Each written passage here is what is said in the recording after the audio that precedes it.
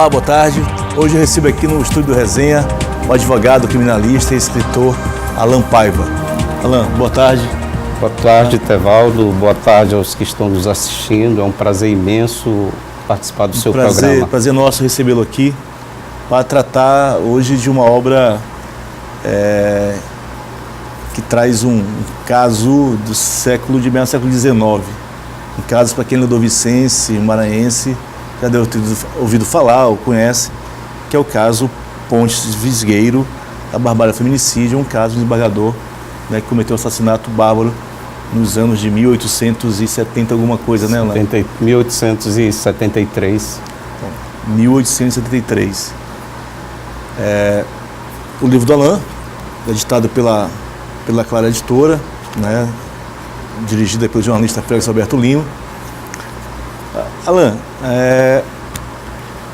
o assassinato da Maria da Conceição, né, Mariquinha, pelo Pontes Visgueiro, foi um caso de amor, um caso de ódio? Como é que você, né, olha para esse lugar, para esse período, né, se é que cabe uma classificação que de fato ocorreu, né, naquele agosto de 1875?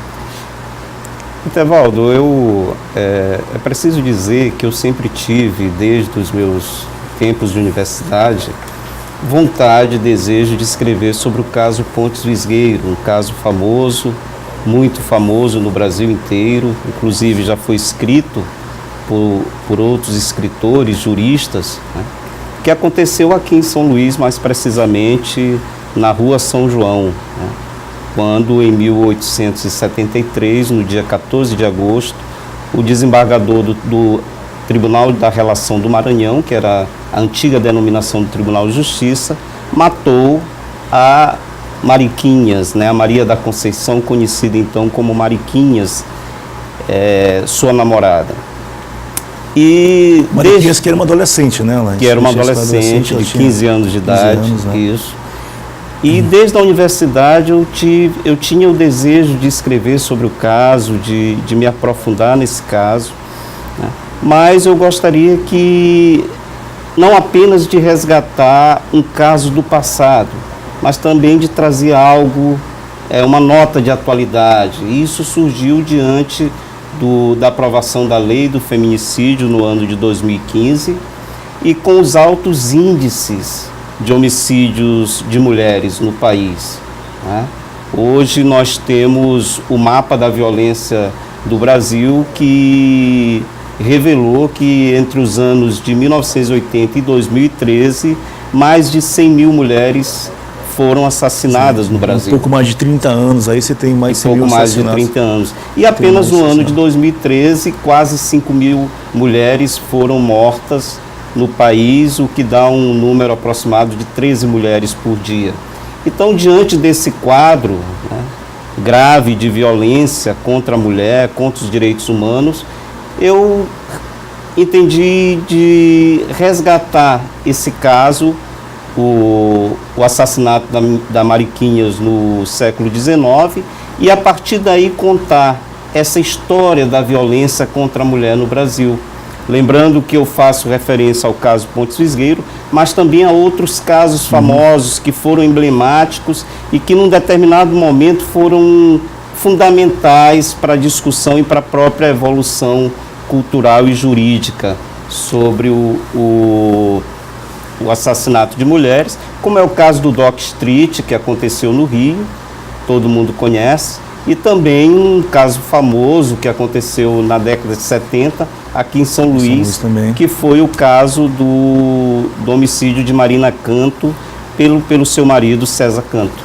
A gente, e aí, guardando, Alan, trazendo esse paralelo, aí voltando no caso lá da Rua São João, né, a Rua São João, que o prédio, que era o imóvel, que era de propriedade do Visgueiro, é hoje onde não sei se ainda era um prédio da Caixa Econômica Federal, não é isso, Alan? Isso. Né, naquela, como é que se diz? Ali no final da rua tem uma como é que se chama popularmente ali? Uma esquina. Uma esquina, né? Sim. Uma esquina ali que... E guardando isso, você fala de uma mulher, de uma adolescente de 15 anos e de alguém com poder local, né, influente na sociedade de São Luís daquela época. Sim. Quer dizer, se traz isso para hoje, guarda algumas similaridades, algumas situações, né, de violência contra a mulher, boa parte ainda às vezes jovens, né, mulheres indefesas, subjugadas a uma relação às vezes, né, de econômica, enfim, né, isso também está posto, né, com muita clareza no teu livro, na tua obra, né, quer dizer... Sim, lembrando que naquela época a Maria da Conceição já era vítima de discriminação, de preconceito pelo fato de ser pobre, e era uma relação atípica para ela, para a época, né, um desembargador com seus 62 anos de idade manter uma relação com uma garota como a Maria da Conceição.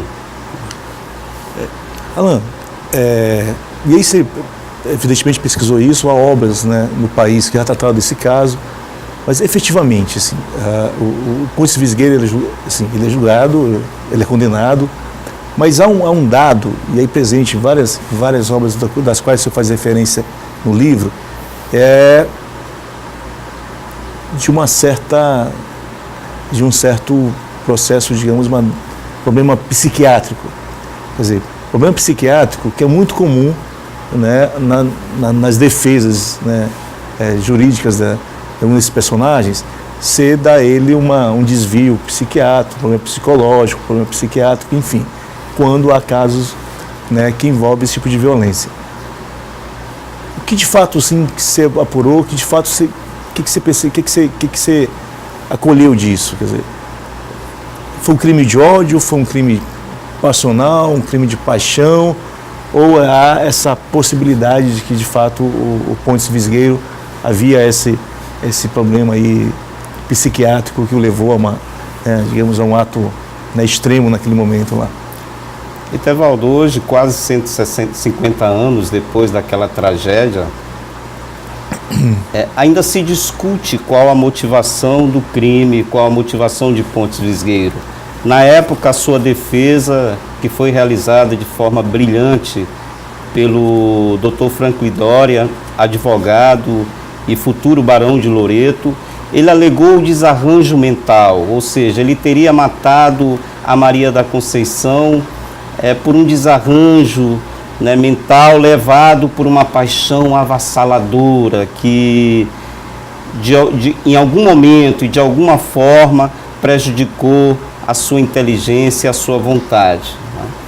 O Evaristo de Moraes, que foi um grande criminalista brasileiro, ele no ano de 1934 escreveu uma obra que é fundamental sobre o caso, onde ele também já aponta para a existência de uma demência senil no desembargador Pontes Visgueiro.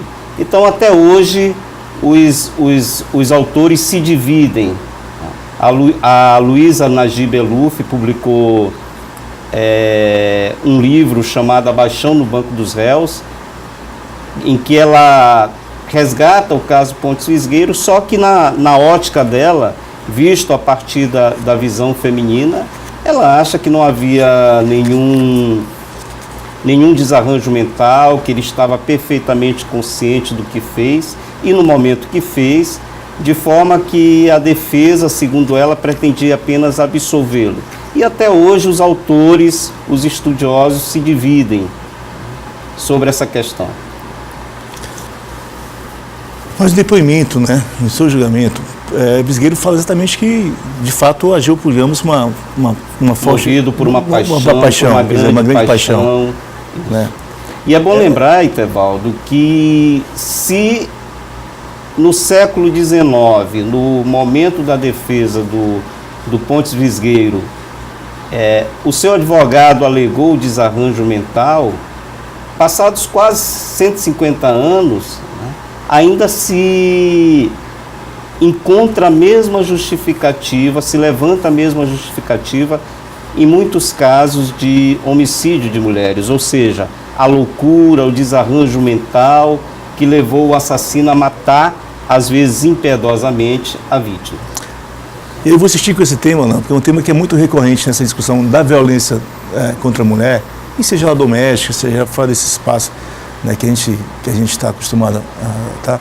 É que o Visgueiro, em depoimento na polícia e depois na época Supremo Tribunal de Justiça, né, que era a Corte Máxima, Ele fala que ele a matou porque a amava muito, né?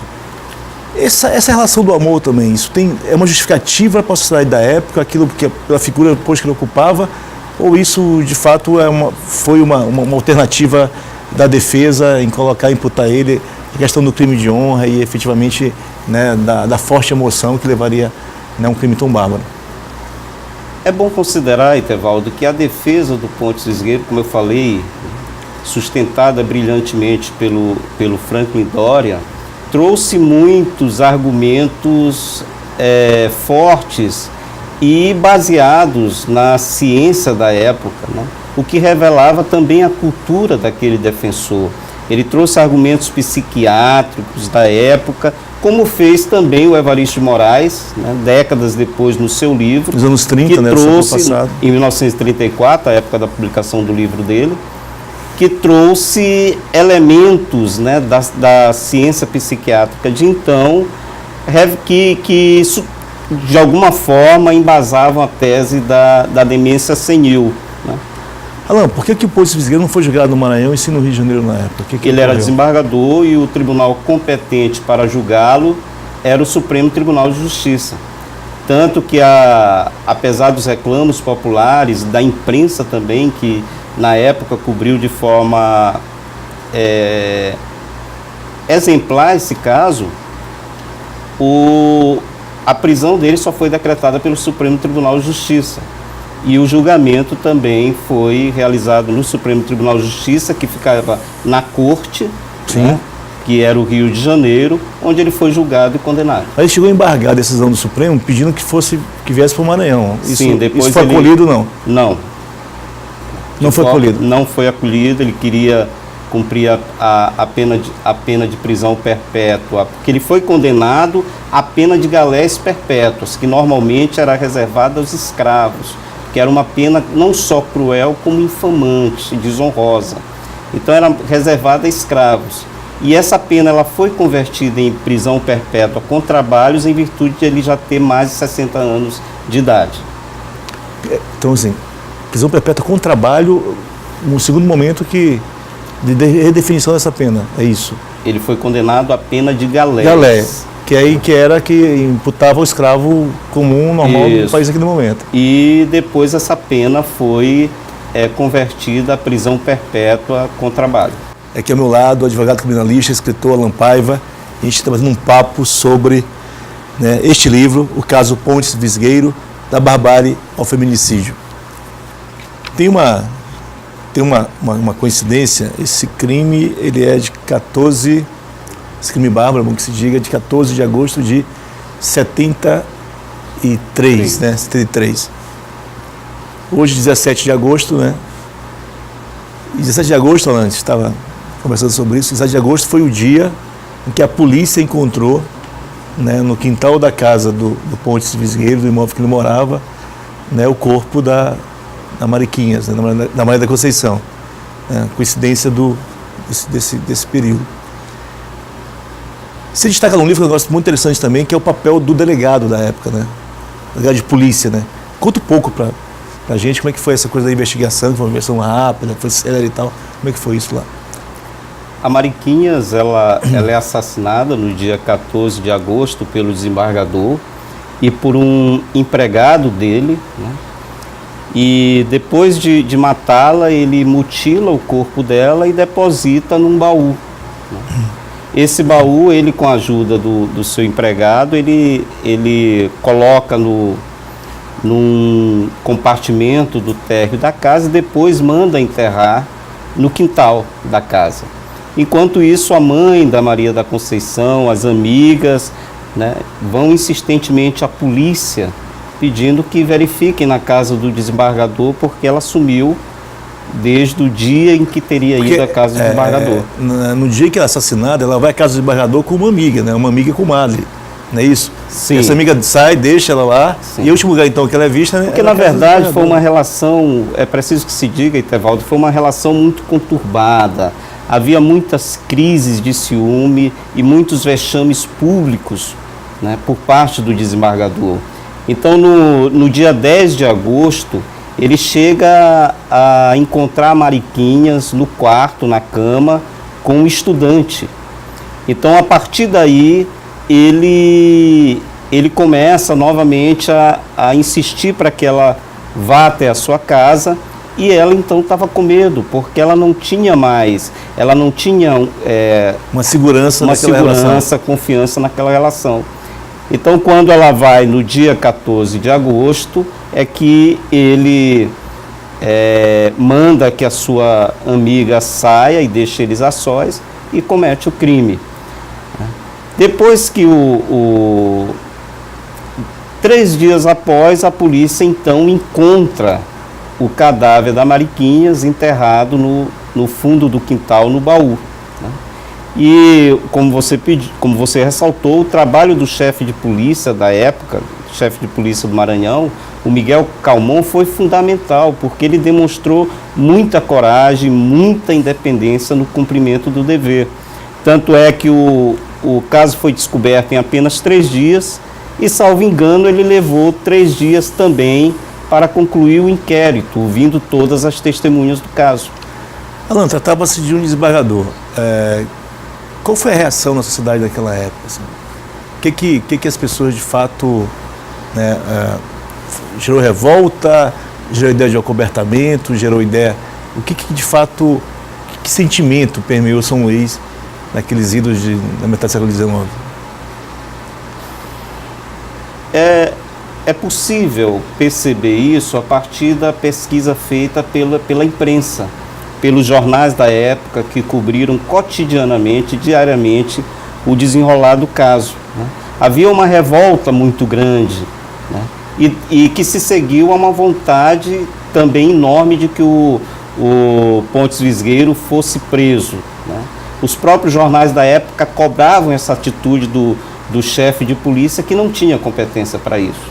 Mas havia essa cobrança diariamente. Então foi uma revolta muito grande, havia um preconceito com relação a Mariquinhas, mas esse crime chocou tanto a população que esse sentimento foi se modificando e deu lugar a uma grande revolta. E aí tem um caso aí que a gente pode tratar disso, a trechos, né, a passagens desse caso em obras do José Montelo, a passagem disso em contos do Humberto de Campos. E Humberto de Campos traz uma coisa, né, que é, de certo modo, curiosa, que também está no livro. Pontes Visgueiro morreu no Rio de Janeiro, cumprindo pena, ou Pontes Visgueiro teria fugido, e aí fugido a Portugal e só faleceria em Portugal anos depois? O que você, da sua apuração, ao trabalhar na obra, o que se ficou? Você ficou com o quê? Ou isso é um próximo livro para o Alan, uma próxima pesquisa para o Alan? O que ficou da história? Ele de fato faleceu no Rio de Janeiro, foi enterrado no Rio de Janeiro, ou fugiu para Portugal e lá viveu até os seus últimos dias? Como diz o Humberto de Campos na sua crônica, nós não saberemos do que realmente aconteceu. Quer dizer, né? Qual é a verdade sobre isso? Né? Exatamente. Né? O que acontece é que quando Pontes Visgueiro foi condenado, ele ficou preso na penitenciária da corte, né? E o que se sabe é que 1 ano depois ele teria morrido, inclusive seu testamento foi publicado na imprensa, só que na hora do enterro o caixão estaria fechado. Né? Então depois, a partir daí, começaram a surgir muitas histórias. O próprio Evaristo de Moraes, no seu livro, onde ele defende que foi um erro judiciário a condenação de Pontes Visgueiro, ele vai mostrar também algumas histórias de pessoas que relataram ter visto Pontes Visgueiro em Portugal, ter visitado ele, inclusive carta de um desembargador que soube de um padre que manteve contato com Pontes Visgueiro mesmo depois da sua morte anunciada. E essas coisas ficaram como lenda, não se sabe se são verdadeiras ou só lenda. E aí, como se atua na área criminal, na área penal, eu queria trazer um dado, um posto que também está na sua obra, está no seu livro, que é o crime praticado em legítima defesa da honra. Isso é um artifício que a gente, até hoje, né, em crimes, né, em casos de feminicídio, né, há também, né, ainda aparece, ainda surge esse legítima defesa da honra. O que você né, dissecasse um pouco para a gente que característica é essa, né, desses crimes relacionados a... No livro eu discorro, Itevaldo, sobre toda a evolução da compreensão jurídica sobre o homicídio de mulheres até chegar à legítima defesa da honra. A legítima defesa da honra foi uma estratégia construída pela defesa, né, dos acusados de matar mulheres, né, que foi se consolidando com o tempo e era aceita pelos tribunais, sobretudo na defesa no tribunal do júri, né, em que se acreditava que o marido, o companheiro, o namorado, na hora que matava a mulher, estava exercendo a sua legítima defesa da honra, né, desde que ele se sentisse traído. E é bom lembrar, como eu sempre digo, que se os jurados aceitavam essa tese no tribunal do júri, no tribunal popular, os tribunais, os juízes togados também aceitavam, né? E havia um entendimento de que o marido que matasse a mulher no ato da traição, ele estaria agindo na legítima defesa da sua honra, né? Ora, isso começou a mudar a partir de um caso célebre que eu já citei, que foi o caso Dock Street, né? Que foi um playboy paulista que matou a Ângela Diniz numa praia em Búzios, no Rio de Janeiro. Dock Street, num primeiro momento, alegou a legítima defesa da honra. Na verdade, ele também alegou a legítima defesa da dignidade e teve uma pena ínfima que praticamente implicava na sua absolvição. Absolvição, né? E naquele momento, os movimentos feministas brasileiros foram muito atuantes, conseguiram influenciar a justiça para que anulasse o primeiro julgamento de Dock Street, e o que acabou acontecendo. E no outro momento, no outro julgamento dele, já havia toda uma campanha dos movimentos feministas alegando que quem ama não mata, de forma que o Dock Street acabou sendo condenado, né, a uma pena alta no segundo julgamento. Alan, está chegando na reta final do resenha. Deixa eu colocar uma questão. Isso é muito fruto, né, tanto lá no século XIX, como agora, mais recentemente. Quer dizer, os dados sobre feminicídio do Brasil só aumentam, né? O mapa da violência em 2015 tem um dado complicador. O último dado dele, mais recente também, é de crescimento. Isso é fruto de um machismo arraigado fortíssimo na sociedade ainda, né? Fruto do machismo, das relações de poder, né? Também da falta de educação, né?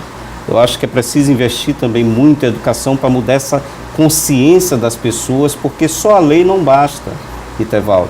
É preciso lembrar que em 2015 a lei do feminicídio alterou o Código Penal para acrescentar uma nova qualificadora, ou seja, um novo caso de aumento de pena ao crime de homicídio, que é quando alguém mata uma mulher pela sua condição de mulher. Alan, muito obrigado, tá? Parabéns pela obra, tá? Boa sorte. Antes de encerrar o resenha, a partir da próxima segunda-feira, dia 20, o programa dá início às sabatinas com os candidatos ao Senado e ao governo do Maranhão. As entrevistas serão ao vivo, de segunda a sexta-feira, a partir de 1h45 da tarde, sempre depois do programa Zé Cirilo. A lista com a ordem completa foi sorteada ontem aqui no Sistema Difusora, com representantes dos partidos políticos e de todos os candidatos, e pode ser conferida no portal me10.com.br. Portanto, a partir da próxima semana, a partir de segunda-feira, dia 20, o programa Resenha e o programa Ponto e Vila Rádio Difusora FM farão entrevistas com os pré-candidatos e candidatos ao Senado do Maranhão e ao governo do Estado. Então, muito obrigado pela sua audiência, um ótimo final de semana e até segunda-feira. Tchau, valeu!